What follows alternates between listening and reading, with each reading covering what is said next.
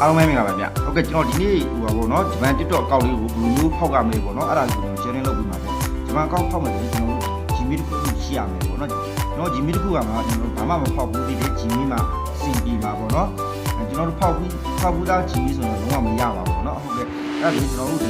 သွားရမယ်ကျွန်တော်တို့ TikTok တွေကိုသွားလိုက်မယ်ပေါ့နော် TikTok တွေကိုသွားပြီးပြီဆိုရင်ကျွန်တော်တို့ဒီကြည့်လိုက်မယ်ပေါ့โอเคကျွန်တော်အမ profile ဆိုတာလေးရှိရပေါ့နော်ဒီအောက်ဆုံးလေးမှာကျွန်တော် profile အဲ့ဒါလေးကျွန်တော်ချက်နှိပ်လိုက်ပေါ့နော်ပြီးပြီဆိုရင်ကျွန်တော်ဒီမင်းသုံးကြောင်းလေးတစ်ခါနှိပ်မယ်ပြီးပြီဆိုရင်တော့ကျွန်တော် skin များပါလို့နှိပ်ပြီပေါ့နော်ပြီးပြီဆိုရင်ကျွန်တော်ဒီအပေါ်ဆုံးဆွဲတင်လိုက်ပေါ့ပြီးပြီကျွန်တော်ဒီမှာအကောက်ပြောင်းရင်နှိပ်လိုက်ပြီးပြီဆိုရင်ကျွန်တော်ဒီမှာအကောက်အသစ်ထဲမှာဖြစ်တဲ့အတွက်ကြောင့်ပေါ့နော်ကျွန်တော်တို့ဒီအကောက်ထဲမှာနှိပ်ပေါ့โอเคအဲ့ဒီမှာကကျွန်တော်တို့ဘာဖြစ်နေလဲဆိုရင်ကျွန်တော်ဒီမှာမြန်မာဆိုတဲ့ဟာကိုကျွန်တော်ကဂျပန်လို့ပြောင်းပြီးလိုက်ကြမှာပေါ့နော်ကျွန်တော်တို့ခိုင်းမှာအဲ့တော့ကျွန်တော်မိတ်ဆွေတို့ကိုကျွန်တော်ကဒီရှင်းအောင်လို့ပေါ့နော်ကျွန်တော်မြန်မာသားလေးနဲ့လောက်ပြပေးထားတာပေါ့โอเคအဲ့ဒါဆိုရင်ကျွန်တော်ဒီအောက်မှာမြန်မာလေး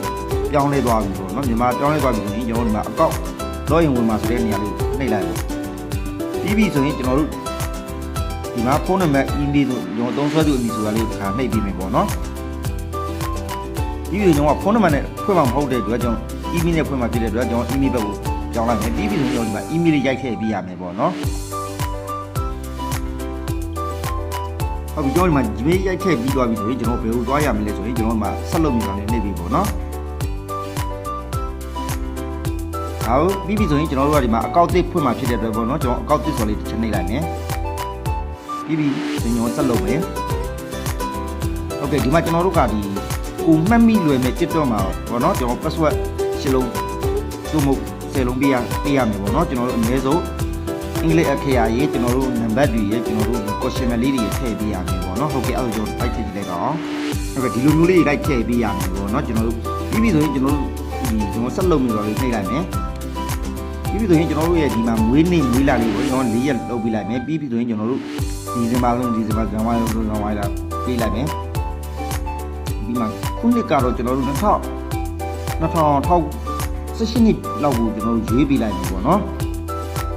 ပြီးပြီဆိုရင်ကျွန်တော်ဒီမှာဆက်လုပ်ပြီဆိုလေးခါနှိပ်လိုက်မယ်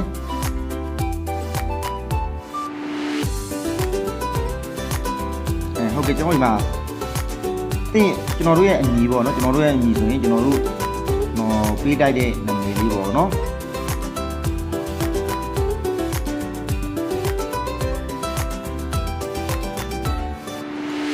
ကျွန်တော်ပြီးပြီဆိုရင်ကျွန်တော်ဆက်လုပ်မျိုးခါနှိပ်မယ်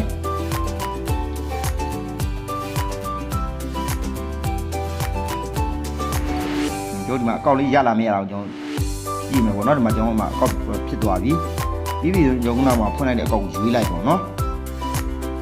ရေးပြီဆိုရင်ကျွန်တော်တို့ဘယ်ဟဲ့ကိုသွားပြီးစစ်ကမလဲဆိုရင်ကျွန်တော်ဒီမှာအကောင့်ဆိုတဲ့နေရာလေးရှိတယ်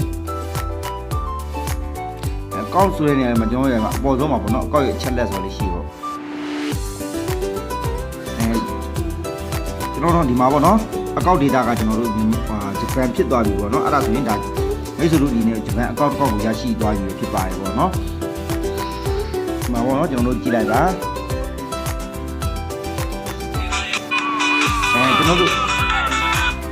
ဒီဖိုင်ပုံစံလေးပေါ်လာပြီကျွန်တော်တို့ဒီရုပ်ကလေးနဲ့ပေါ်လာပြီဒါဂျပန်အကောင့်စစ်ပေါ့နော်ကျွန်တော်တို့လုံးဝမရတဲ့ဟာတွေလည်းရှိတယ်ပေါ့နော်မရတဲ့ဟာဆိုရင်ကျွန်တော်တို့ဒီဗီဒီယိုလေးခံပြီးတော့ဒါမိတ်ဆွေတို့